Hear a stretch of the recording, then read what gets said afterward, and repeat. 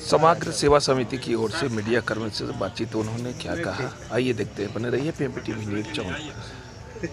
नहीं, सब लोग आ जाए तो अच्छा रहे।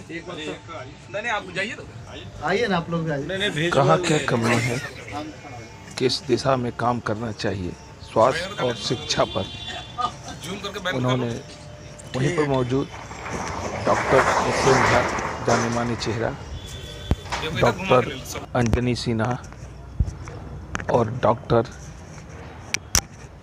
एक मैडम उपस्थित थे। सभी लोगों ने मीडिया कर्मियों से बातचीत करते हुए आगे कार्यक्रम की ओर सबको सम्मानित किए। सम्मानित कर बातचीत करते हुए उन्हें बहुत कुछ ऐसे जानकारी पर उन्होंने बातचीत किया। जितना भी मीडिया कर्मी पहुंचे उन्होंने सबों को शॉल देकर सम्मानित किया डॉक्टर साहब के द्वारा।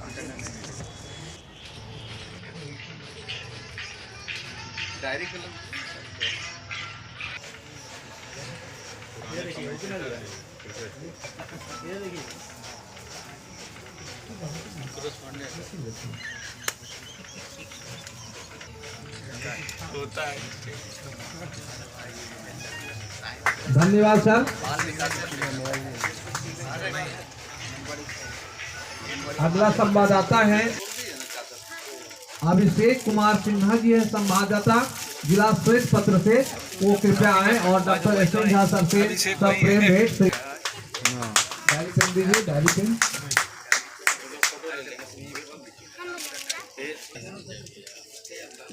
चंदन कुमार जो जिला संवाददाता हैं आर बिहार से, आर बिहार।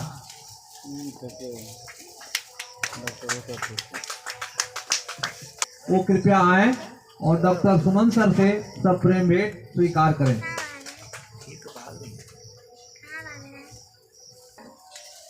राजेश कुमार सिंह जो ETV भारत से हैं, वो कृपया आए।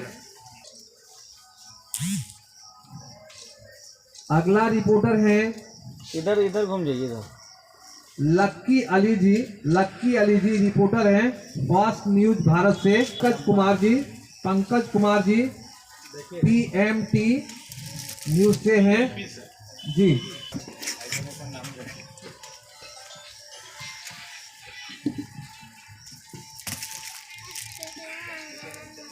और एक बार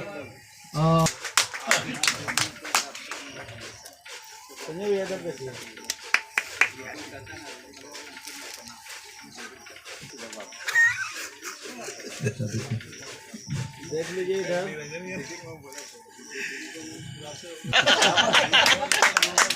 एक और कोई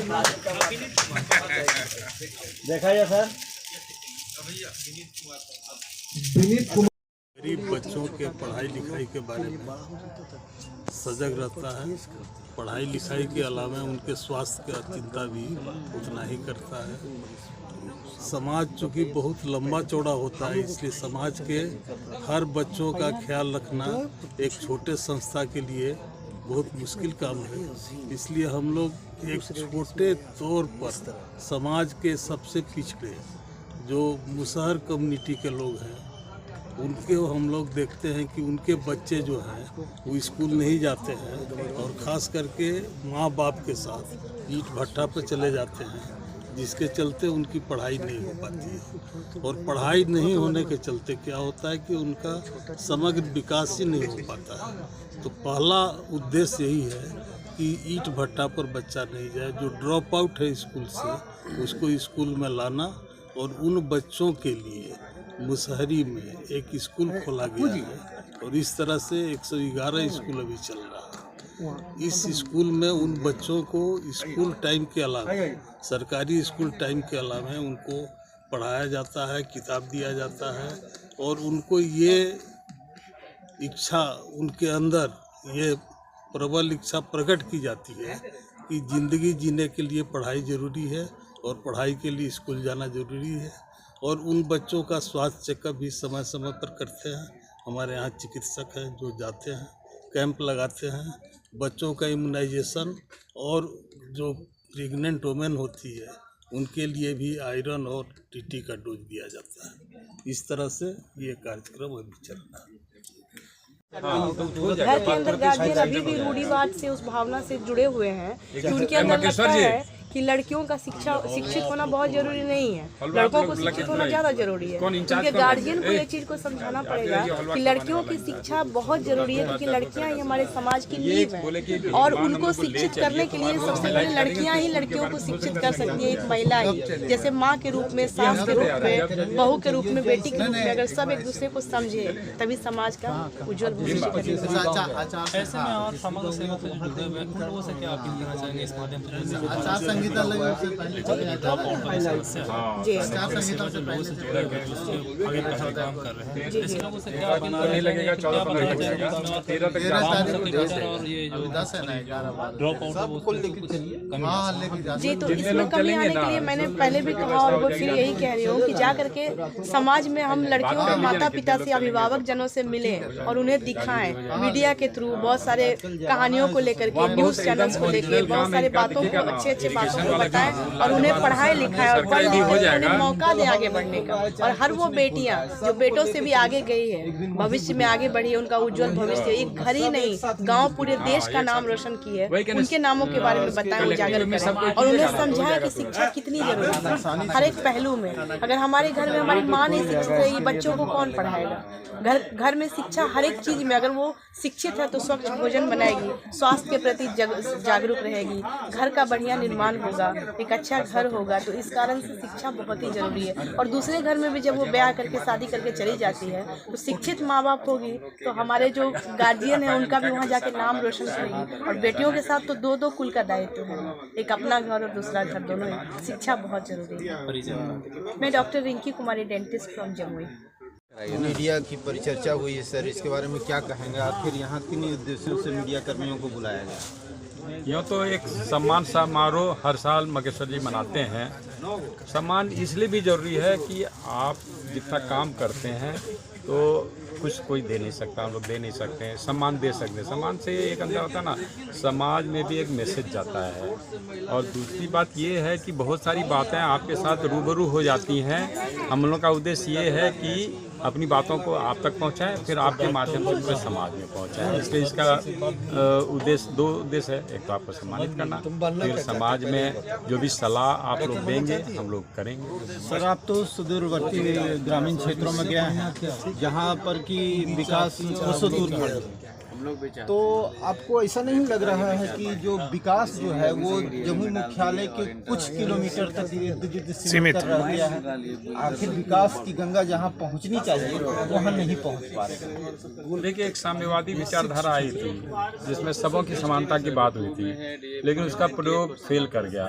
आप चीन में भी जाइएगा ना तो बड़े बड़े शहर बहुत डेवलप हैं, लेकिन गाँव की स्थिति वहाँ भी अच्छी नहीं है। अमेरिका में जाइएगा तो वो ब्लैक घेटोज हैं जहाँ इटली के लोग रहते हैं, स्पेनियर्स रहते हैं और ये ब्लैक लोग रहते हैं, वो भी पिछड़े हैं। तो एक तरह से है ना, पिरामिड ऑफ डेवलपमेंट होता है। ऑफ कोर्स नेचर है कि शहर में विकास ज़्यादा होगा, कहीं शहर ही विकसित रहेगा तो गांव में विकास और भी नहीं होगा। पूंजीपति के पास पूंजी नहीं रहेगी तो सर्वहारा के पास भी रोटी नहीं मिलेगी। ये एक सिस्टम है, इसको हम लोग मान लिया। और ये भी मानना चाहिए कि नेचर बहुत चीज़ें धीरे धीरे होती हैं, इसलिए सडनली कुछ नहीं होगा। धीरे धीरे विकास आप लोगों को नहीं मालूम होगा। जब हम लोग छोटे थे 60s में अधिकतर लोगों को भरपेट भोजन नहीं मिलता था, वो स्थिति बदल गई। कपड़े नहीं रहते थे, हम लोग जैसे लोगों को भी कपड़े नहीं रहते थे साल भर के लिए, फटा चिटा पहन के सिलाई करके पहनते थे। तो इस फेज से आगे आ गया। अगले 50 से 100 साल में आप देखेंगे गाँव की स्थिति वैसी हो जाएगी जैसे शहरों की है। बहुत सारे हरियाणा पंजाब में स्थिति वैसी हो गई है। यहाँ भी आस पड़ोस के गाँव की स्थिति देखिए कितना बदला, सब जगह AC लगा रहे हैं लोग, पहले क्या था अंधेरा था। तो ये चेंज होगा, लेकिन इसमें हम लोग को है कि पुश फॉरवर्ड करना है। तो समाज के जितने लोग हैं, जो सक्षम लोग हैं, बहुत सारे लोग करते हैं। आपको एक उदाहरण मैं दूंगा बसैया के मुखिया जी का। अरे बाप रे, तो उनका तो भयानक काम है भाई। और वो एक मैंने बिना कुछ प्रयास के जीतते हैं। वो इतना काम ही करते हैं ना, इतना ईमानदारी से करते हैं। पता नहीं आप लोग की मुलाकात है क्या, उनसे रावत जी हुए हैं, गजब उनका काम। तो इस तरह के बहुत सारे लोग हैं, तो सबों को मोटिवेट हम लोग करते रहें, इंटरेक्ट करते रहेंगे तो और भी अच्छा काम होता रहेगा। और सर एक आखिरी सवाल, आप चिकित्सा सेवा से जुड़े हुए हैं, ग्रामीण क्षेत्रों में जहाँ की सुविधा चिकित्सा सेवा पर्याप्त नहीं मिल पा रही है, तो समग्र सेवा की ओर से आने वाले दिनों में वहाँ चिकित्सा सेवा के लिए क्या करना चाहिए? देखिए, अधिकतर गाँवों में हम लोग जिनको प्रैक्टिस कहते हैं ना, वो हैं, तो उनके भरोसे चिकित्सा चल रही है, डॉक्टर्स के भरोसे नहीं चलती है। अब है कि थोड़ा उन लोग की ट्रेनिंग बेहतर हो, लेकिन अथॉरिटी ने एक काम किया है कि ग्रामीण चिकित्सा की परीक्षा लेकर उसको सर्टिफिकेट देंगे, तो हो सकता है कि थोड़ी बेहतर हो। हम लोग का फोकस भी मान के लिए जहाँ की प्रैक्टिस भी नहीं है, तो इन लोगों ने, आपने देखा होगा एक बच्चे का बैंडेज हुआ है, छोटे छोटे घाव के लिए, बीमारियों के लिए बहुत ज़्यादा खर्च हो जाता है यदि शहर में गए या कहीं गए, तो उसके लिए ट्रेनिंग दी गई है औरतों को, वो छोटा मोटा काम कर लेंगे।